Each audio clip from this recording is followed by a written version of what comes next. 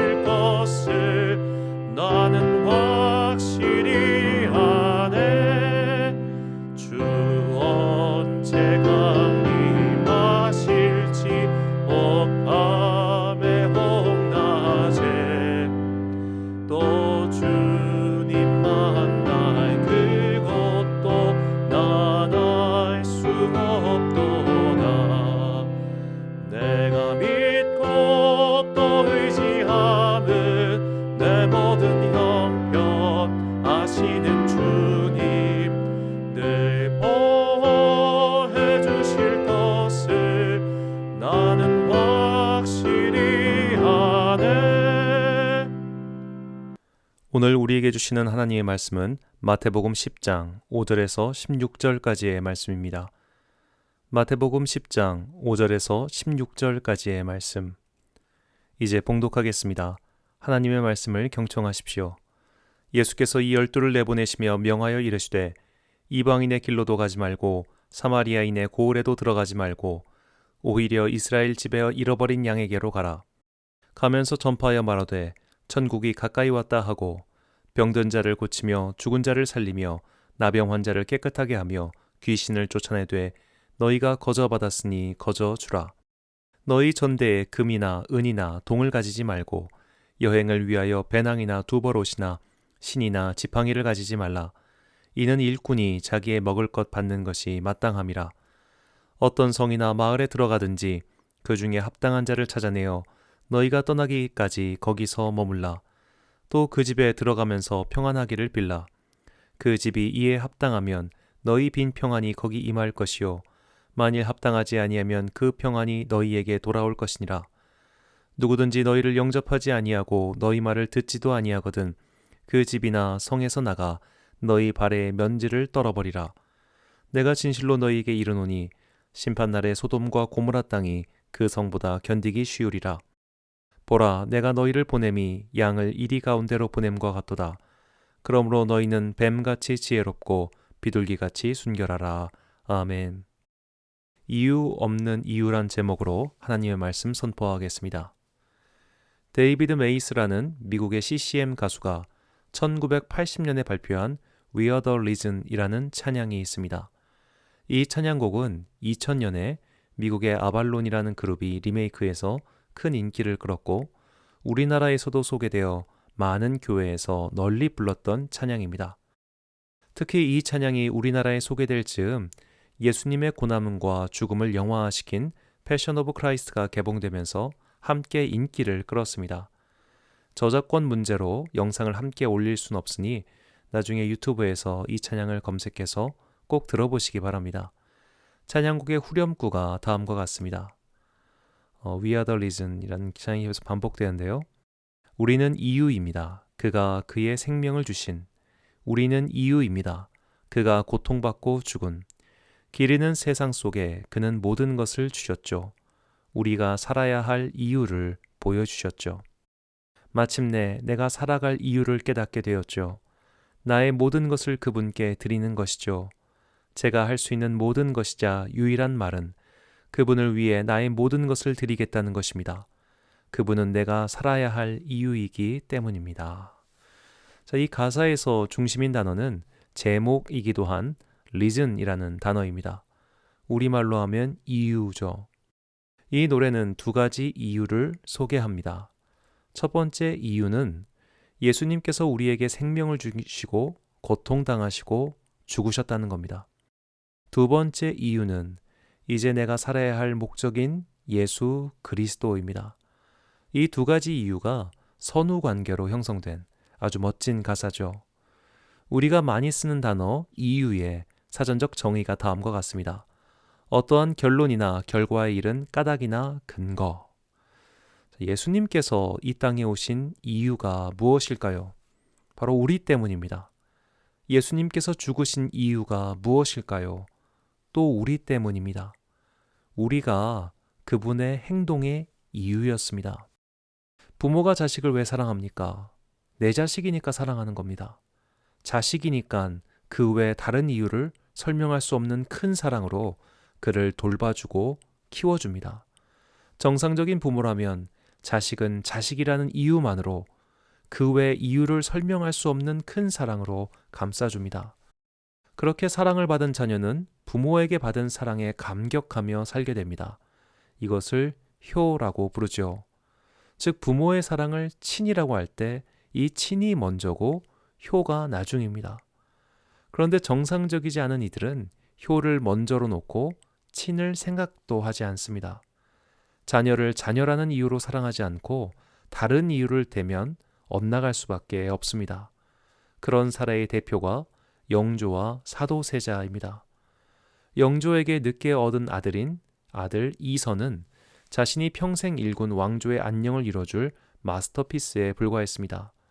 그래서 세자이자 아들인 이선이 자신의 기대에 미치지 못하자 마구 다그치기 시작합니다. 이선은 정신분열증 증상까지 보이며 온갖 폐악질을 해댑니다. 결국 영조는 아들을 뒤주에 가둬서 죽게 만듭니다. 영조는 아들을 죽일 때조차도 이리저리 정치적인 계산을 했습니다. 목을 베서 죽이거나 사약을 먹여 죽이는 것은 정치적으로 문제가 있었습니다. 세자의 위를 패하고 멀리 보내는 것 또한 정치적인 부담이 있었습니다. 죄목이 마땅치 않았으며 무엇보다 유교의 논리상 아들의 죄는 아비의 죄이기도 했기 때문이죠. 그래서 영조는 아들을 가둬서 말리고 굶겨 죽입니다. 사도세자 이선은 7월 12일에 죽었습니다. 너무 더운 여름날 자신의 정치적 입지를 위해서 친아들을 땡볕에 가둬서 탈수증으로 죽게 만든 아비는 도대체 어떤 사람일까요? 영조의 왕권에 대한 집착, 자신이 일군 성과에 대한 집착, 무수리의 아들로 태어나 평생 눈치를 보며 살았던 그의 컴플렉스는 아들을 자식이라는 이유로 사랑할 수 없었고 결국 비극이 탄생하고 말았습니다.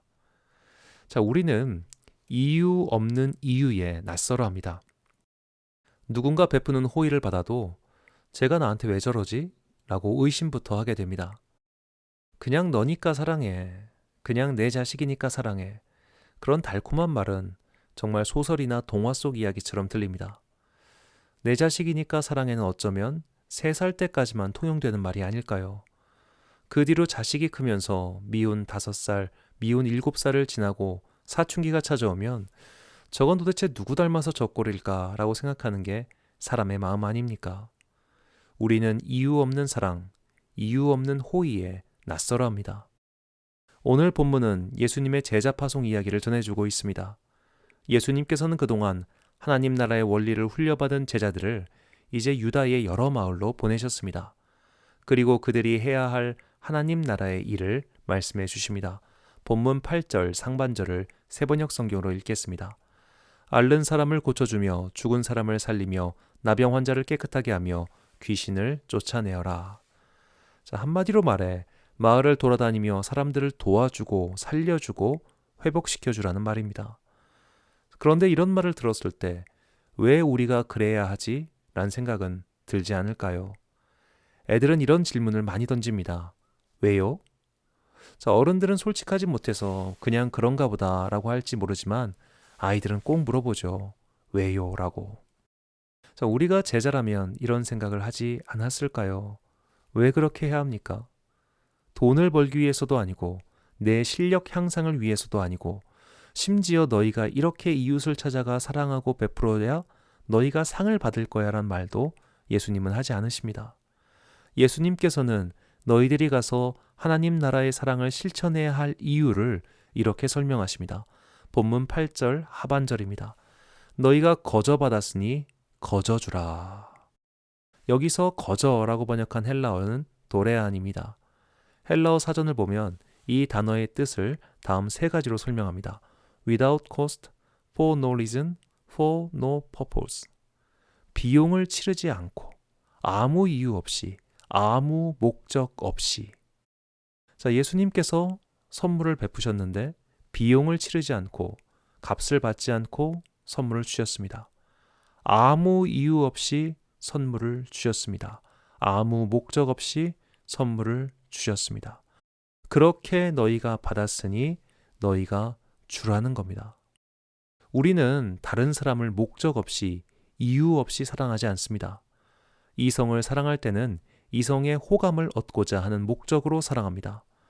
타인을 사랑한다고 할 때 받은 게 있어서 되돌려주는 사랑을 더 많이 합니다. 심지어 어려운 일을 도와주는 것조차도 목적이 있을 때가 많습니다. 마치 영조가 아들 사조세자를 대한 것 같은 모습이 우리에게도 분명히 있습니다. 목적에 따라 사랑하고 이유가 있어서 사랑하고 받은 게 있으니까 사랑합니다. 이것이 세상의 사랑이고 세상의 원리입니다. 사랑의 이유, 사랑의 근거가 있습니다. 그러나 예수님께서는 우리 그 자체가 이유인 사랑을 주셨습니다. 우리가 목적이고 우리를 사랑하시기에 생명이라는 값을 지불하고 사랑하셨습니다. 이것이 거저받은 사랑, 이유 없는 사랑입니다. 사랑을 거저받았기에 너희도 거저주라. 이것이 하나님 나라의 원리입니다. 이유를 묻지도 않고 따지지도 않고 계산하지도 않고 사랑을 주셨듯이 너희도 가서 이와 같이 하라. 이것이 예수님의 파송 명령이었습니다. 이 명령은 오늘을 사는 우리에게도 동일한 말씀입니다. 앞서 찬양 가사에서 설명드렸듯이 그가 날 사랑하신 이유가 이제는 내가 그분을 사랑하고 그분의 말씀을 따를 이유로 변했습니다. 거저받은 사랑이니 거저 사랑하고 헌신하고 봉사하는 것이 그리스도인의 유일한 이유이며 목적이며 지불해야 할 비용입니다. 사도 바울은 이 설명할 수 없는 사랑, 이유 없는 은혜를 로마서 3장 23절에서 24절까지 이렇게 말했습니다. 모든 사람이 죄를 범하였음에 하나님의 영광에 이르지 못하더니 그리스도 예수 안에 있는 속량으로 말미암아 하나님의 은혜로 값없이 의롭다 하심을 얻은 자 되었느니라. 아멘. 하나님께서 우리를 사랑하실 이유가 없었습니다. 그리고 우리는 하나님께 지불해 드릴 돈도 없었습니다. 하지만 하나님께서는 숨겨진 목적 따위 없이 내가 앞으로 성공할 테니 내가 너한테 투자하겠다. 그런 마음도 없이 설명할 수 없는 이유로 크고 놀라운 사랑을 주셨습니다. 2017년 여러 가지 증권회사에서 발표한 자료에 따르면 자녀 1인당 대학교까지 보내는 데 들어가는 총 양육비는 3억 9,600만 원이라고 합니다. 자, 경기도에서 2016년 실시한 설문조사 결과에 따르면 자녀에게 들어가는 양육비가 부담되지 않거나 전혀 부담 없다고 대답한 비율은 22%이고 매우 부담, 약간 부담은 56%였습니다. 가구의 절반 이상은 자녀의 양육비에 부담을 느끼고 있다는 소리입니다. 그렇다면 그런 부담을 느끼는 만큼 행복하지 않은 게 정상이지 않겠습니까? 부담스러울 정도로 밑빠진 독에 물 붓기 하듯 돈을 쓰고 있으면 당연히 행복하지 않아야 할 텐데 이 자녀에 대한 행복의 인식을 조사하니 정반대의 결과가 나왔습니다. 이렇게 돈이 들어가도 자식이 있어서 행복하다는 결과가 무려 80%였습니다. 자, 보통의 부모, 정상적인 부모, 일반적인 부모도 자녀에게 들어가는 비용, 그저 내 자식이기에 그 한 가지 이유만으로 자신의 삶을 내어주며 사랑합니다. 자, 그렇다면 완벽한 부모, 완전한 부모이신 우리 하나님은 어떠시겠습니까? 그분에게는 20%의 부담도 없으십니다. 그분은 100%의 사랑을 주시며 100%의 행복을 가져가십니다. 그분께서 그렇게 행복하게 자신의 전부를 내어주시며 우리를 사랑해 주셨습니다. 그저 우리가 하나님의 자녀라는 그 한 가지 이유만으로 우리를 이처럼 사랑해 주셨다면 이제 우리도 주님의 그 한 가지 이유, 주님만이 나의 그 한 가지 이유가 되어야 마땅하지 않겠습니까? 사랑하는 로뎀교회 성도 여러분, 그리고 이 새벽 기도에 참여하신 귀한 주님의 자녀 여러분, 오늘은 예수님의 생애와 말씀을 묵상하는 순례의 절기 사순절 6째 날입니다. 하나님께서는 다른 이유 없이 우리를 사랑하셨습니다. 하나님께서는 다른 목적 없이 우리를 사랑해 주셨습니다. 하나님께서는 비용을 대라며 우리에게 은혜를 주신 것이 아닙니다. 주님은 그저 우리를 사랑하셨고 그저 우리에게 은혜를 베푸셨으며 그것은 어떤 목적이나 의도를 숨겨둔 것이 아니었습니다. 그 사랑이 우리를 변화시켰고 그 은혜가 우리를 움직이게 합니다. 그래서 성령님을 통해 그 은혜를 만난 사람들, 그 사랑을 깨달은 사람들은 이제 그리스도의 제자가 되어 세상을 향해 나갑니다. 그래서 값없이, 이유 없이, 목적 없이 받은 그 사랑을 아직 받지 못한 이들, 깨닫지 못한 이들에게 이 이유 없고 목적 없고 비용 없는 은혜를 전하게 됩니다. 이것이 하나님의 은혜를 받은 자들이 걸어갈 제자의 길입니다. 이미 받은 사랑을 기억하고 계시다면 거저 받은 사랑을 거저 주십시오. 이웃에게 친절하고 사랑을 베풀며 용납하고 용서하며 이해해 주십시오. 주님께서 우리를 그렇게 받아주셨기 때문입니다. 아직 그 사랑이 나를 움직일 만큼 느껴지지 않는다면 이 순례의 절기를 지나며 솔직하게 주님께 간구하십시오. 나는 아직 그 이유 없는 사랑을 잘 모르겠습니다. 성령님, 이제 그 사랑을 내가 확실히 알게 하옵소서. 그렇게 기도하십시오. 그 이유 없는 사랑, 그 목적 없는 사랑, 비용을 지불할 수 없는 그 사랑이 있을 때 우리는 하나님 나라의 일을 시작할 수 있습니다. 사순절기, 그 사랑을 되살리고 깨달아 마침내 하나님 나라의 일을 향해 전진하는 여러분과 제가 되시길 간절히 축원합니다. 기도하겠습니다. 사랑과 은혜의 아버지 하나님, 주님께서는 거저 받았으니 거저 주라 하시며 우리를 세상으로 보내셨습니다. 이유를 설명할 수 없는 사랑을 받았습니다. 꿍꿍이 따위는 전혀 없는 은혜를 입었습니다. 값을 지불할 수 없는 구원을 받았습니다. 주님께서 우리에게 투자를 하신 것이 아니라 은혜를 베푸셨습니다. 사순절을 통과하며 이 사랑과 은혜를 깊이 새기길 소망합니다. 진실로 그 사랑이 우리를 움직이는 유일한 동력이 되길 원합니다. 주님께서 다른 이유 없이, 다른 목적 없이, 어떤 수익 창출도 없이 우리를 그저 이유로 삼고 사랑하신 것처럼 우리도 주님만이 내 삶의 이유가 되게 하옵소서. 따지며 사랑하지 않겠습니다. 계산하고 베풀지 않겠습니다. 다른 목적과 꿍꿍이를 갖고 이웃을 섬기지 않겠습니다. 거저 받았으니 거저 주라. 그 말씀을 영혼판에 깊이 새기고 목적 없고 조건 없는 사랑과 은혜를 베푸는 성도들이 되게 하옵소서. 낮과 밤의 일교차가 심한 환절기입니다. 연로한 성도님들을 기억하사 그들의 건강을 지켜 주옵소서. 특별히 새학기를 준비하는 자녀들이 있사오니 그들에게 지혜와 건강을 주사 전염병의 위협으로부터 지켜주시고 새학기, 새학급, 새학년을 삶을 잘 살아갈 수 있도록 주께서 눈동자와 같이 지켜 주옵소서. 이 모든 사랑과 보살핌은 주님께서 거저 우리에게 베푸신 것들이오니 거저 받은 자들로서 내 주변의 사람들을 이유 없이, 목적 없이, 비용 계산 없이 사랑하고 보살피는 주님의 자녀자들이 되게 하옵소서. 사순절 순례의 절기를 가는 동안 더욱 예수님을 닮아가길 소망하오며 이 모든 말씀 우리를 이유 없는 사랑과 은혜로 살려주신 예수 그리스도의 이름으로 기도드립니다. 아멘. 주기도문 하심으로 사순절 새벽 기도회를 마치겠습니다. 하늘에 계신 우리 아버지, 아버지의 이름을 거룩하게 하시며 아버지의 나라가 오게 하시며 아버지의 뜻이 하늘에서와 같이 땅에서도 이루어지게 하소서.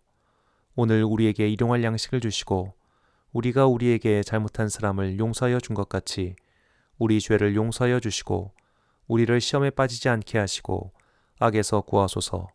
나라와 권능과 영광이 영원히 아버지의 것입니다. 아멘.